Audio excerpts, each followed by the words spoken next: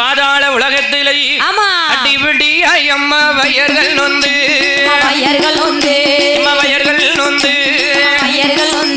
ஒரு ஆண் குழந்தை ஒன்றை பெற்றெடுத்தாள்.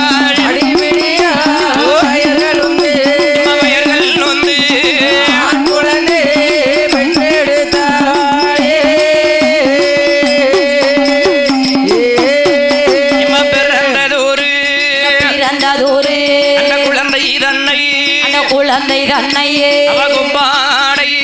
கொப்பாடையே அந்த குழந்தையை தான் கையில் எடுத்தாள்.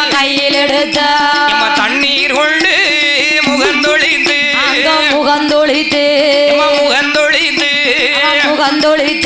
அவ தகையண்ட